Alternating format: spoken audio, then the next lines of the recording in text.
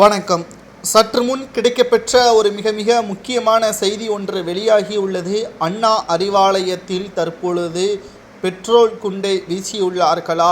அதிகாலையிலேயே பரபரப்பு. ஒட்டுமொத்த திராவிட முன்னேற்றக் கழகமும் தற்பொழுது பெரும் அதிர்ச்சியில் ஆழ்ந்துள்ளது.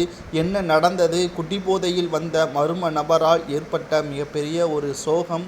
நாட்டிற்கும் வீட்டிற்கும் கேடு என்று கூறக்கூடிய மதுபானத்தை ஏன் தமிழக அரசு விற்க வேண்டும்? இதனால் எனது குடும்பம் பிரிந்துவிட்டது, எனது மகன் உயிரிழந்து விட்டான், எனது வாழ்வாதாரமே பாதிப்பு அடைந்து விட்டது. தமிழக அரசு நடத்தக்கூடிய மதுபான கடைகள் எதற்காக திறக்க வேண்டும்? விளம்பரம் மட்டும் செய்கின்ற தமிழக அரசு அதை ஏன் விற்க வேண்டும்? தமிழக மக்களுக்கு பாதுகாப்பு இல்லாத தமிழக அரசு எதற்காக ஆட்சி நடத்த வேண்டும் என்பதற்கேற்ப மர்ம நபர் கூறியுள்ளார். தற்பொழுது காவல்துறையினர் அவரை கைது செய்து விசாரணை நடத்திய பொழுது எனது குடும்பம் மதுவால் சீரழிந்து விட்டது என்றும் பிரிவிந்து விட்டது என்றும் எனது மகனும் உயிரிழந்து விட்டான் என்றும் கண்ணீருடன் கூறியுள்ளார்.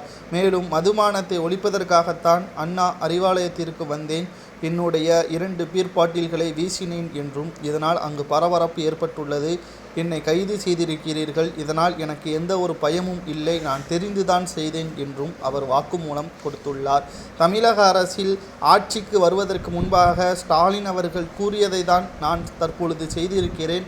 அவரது தேர்தல் அறிக்கையில் மதுபானத்தை முழுமையாக ஒழிப்போம், கள்ளச்சாராயத்தை முழுமையாக ஒழிப்போம் என்று கூறினார். ஆனால் தற்பொழுது இரண்டுமே அதிக அளவில் விற்கப்பட்டு வருகிறது.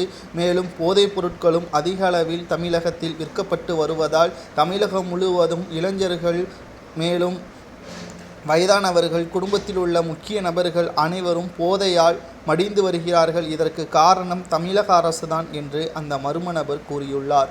முதல்வர் ஸ்டாலின் அவர்கள் இன்று அமெரிக்கா பயணம் மேற்கொள்ள உள்ள நிலையில் இது தற்பொழுது மிகப்பெரிய ஒரு அபசகுனமாக மாறியிருப்பதாக திமுகவின் வட்டாரத்தில் பேசப்படுகின்றன. கேட்கலாம், திமுகவினர்கள் தான் கடவுளே இல்லை என்று கூறுவார்களே, எதற்கு அபசகனம் என்று பேசுகிறார்கள் என்று கேட்கலாம். திமுகவை பொறுத்தளவிற்கு வெளியே ஒரு நாடகம், வீட்டிற்குள்ளே ஒரு நாடகம் போடக்கூடியவர்கள் தான் தற்பொழுது அவசரமாக முருகன் கோவிலுக்கு செல்ல உள்ளதாக துர்கா ஸ்டாலின் அவர்கள் தரப்பிலிருந்து தெரிய வருகிறது. தனது கணவருக்கு எந்த ஒரு பாதிப்பும் வரக்கூடாது என்பதற்காகவும் பயணம் சிறப்பாக அமைய வேண்டும் என்பதற்காகவும் தற்பொழுது 3 கோயில்களில் சிறப்பு அன்னதானமும் சிறப்பு பூஜையும் செய்ய உள்ளதாக செய்திகளை நம்மால் பார்க்க முடிகிறது. திராவிட முன்னேற்ற கழகத்தின் ஆட்சிக்கு முன்னால் வாக்குறுதிகளை நிறைவேற்றுவதற்காகத்தான் நான் இந்த சம்பவத்தை அரங்கேற்றினேன் என்று கைது செய்யப்பட்ட நபர் கூறுவது சரியா என்பதை கமெண்ட் வாயிலாக கூறுங்கள்.